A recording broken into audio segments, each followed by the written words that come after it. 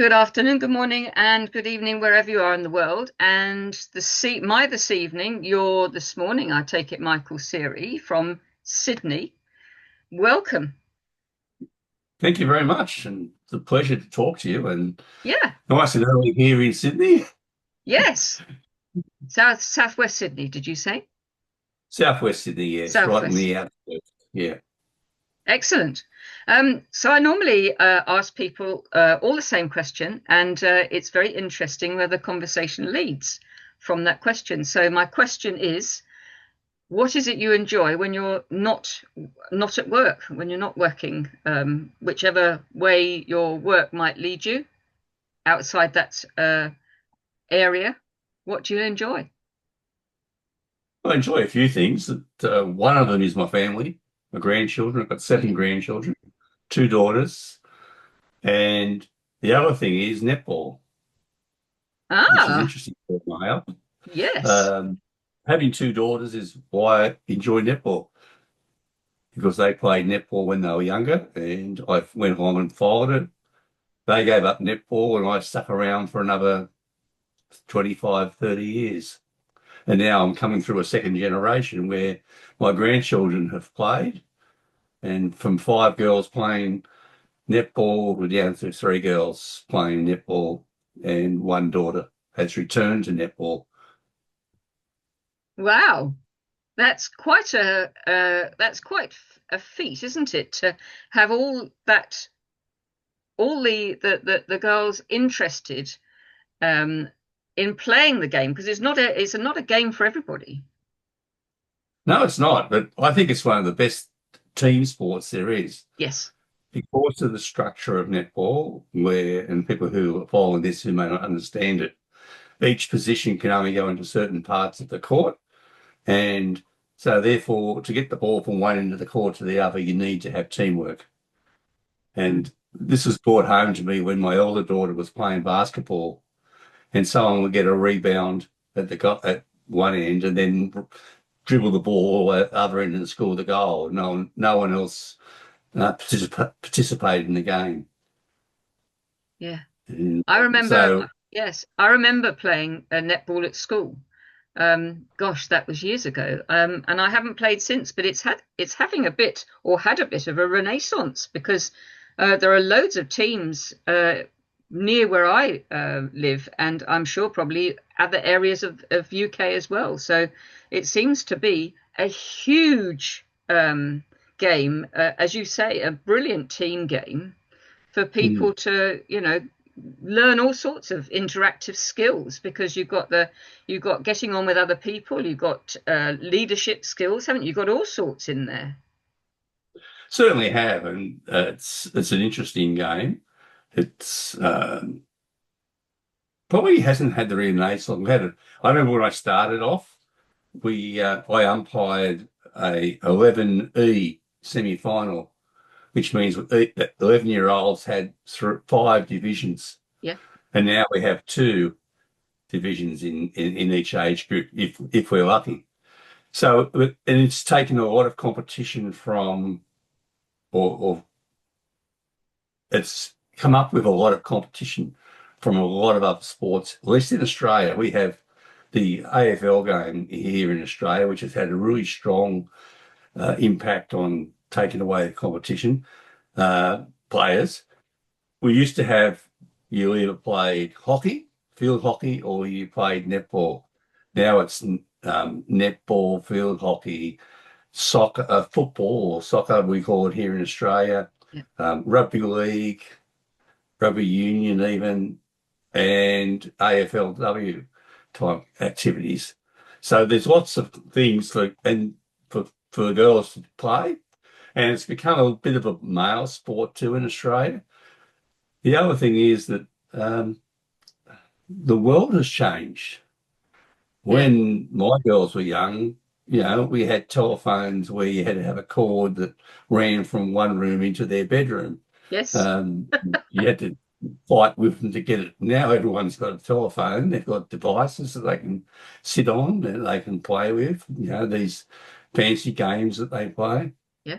So there's a lot of competition for sport. Mm. And And yes. you don't hear so much of hockey over in Australia. Is it a fairly big following, a big fraternity of hockey players? Well, hockey players, it's pretty big. Mm. It's not as big as netball. I played hockey when I first came to Sydney for 2 or 3 years, 3 years, I think.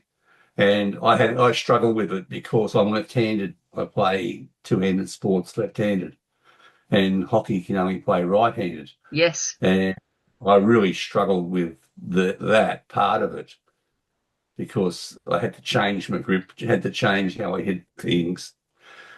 And I got injured one year, and we just had a baby, so I decided to give up hockey and went back into one of my other loves, which is rugby league refereeing. Right. Okay. Tell me a So, bit more about that. well, I spent from 1971 to 1993 refereeing rugby league off and on. I started it when I was in school. A mate of mine at school, who I actually just recently caught up with at a reunion.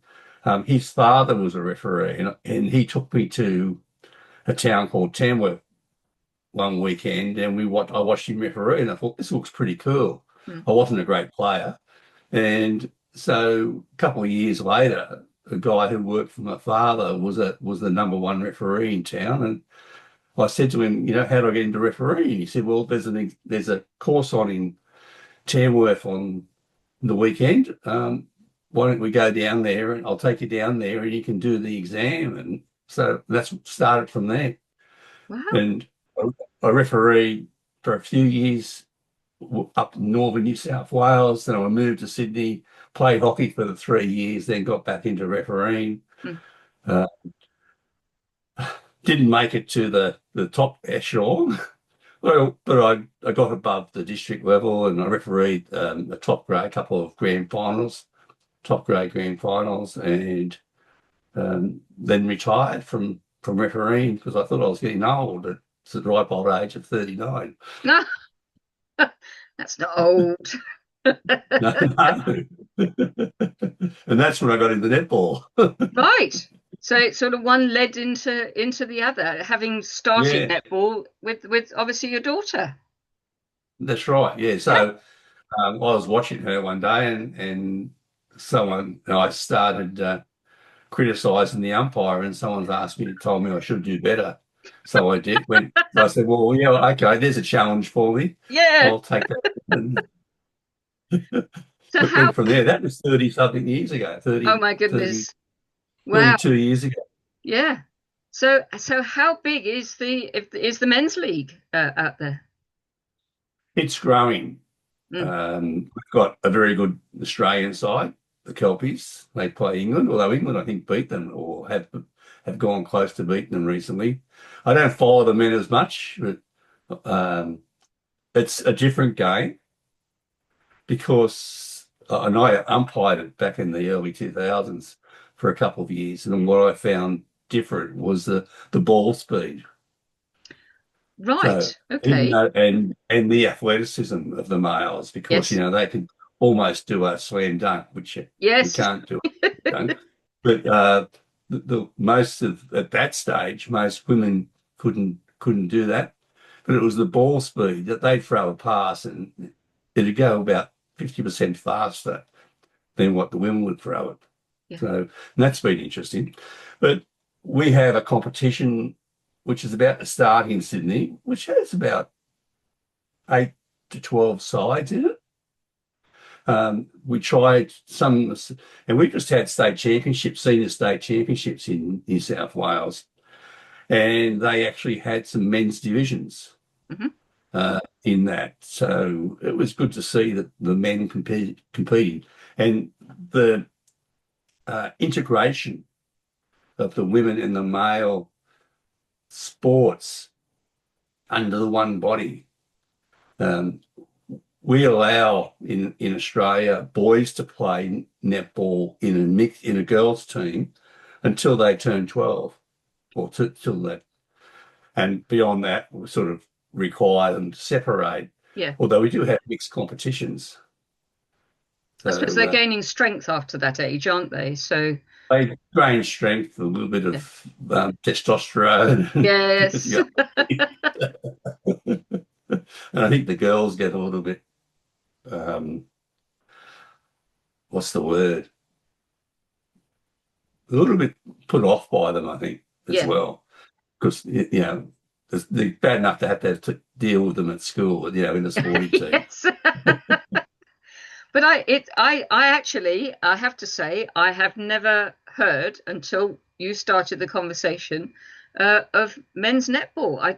There's no reason why not, and it probably does happen here. But when you're not in that sort of circle of sports, you don't get to hear of it, and it's very refreshing to hear about. Yeah, I think it's great. Um, Initially, the women's netball associations resisted Mm, participation by men, and that they developed the men's competitions, men's leagues, and the like.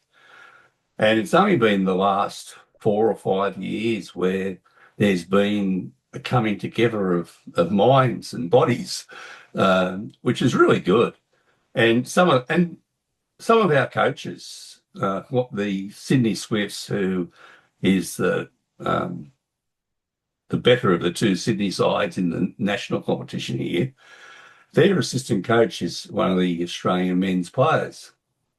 So it's good to see that, yeah. they're able to come into that fold and Mm, and participate and provide good coaching and yes. assist in the coaching. Yes. And there's And nothing better than a really good coach within a sport, because they then have the opportunity, don't they, to sort of go up the ladder within sports, and then wherever that might lead people.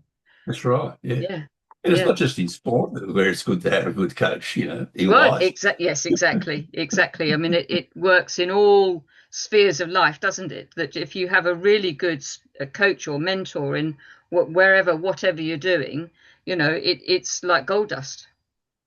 It is, very much so. Sometimes it gets sprinkled and Well, sometimes it yes. falls, comes in the bag full. Yes, it's yeah, I have to say that yeah, I used to play a lot of school. I played tag rugby at school, and I played hockey and a bit of netball. Um, but I haven't played a team sport actually since leaving school. Right, yeah. And that's quite common. Yeah. One of my daughters played netball until she was about 13, 14, Mm, and then she just gave it up, didn't like it.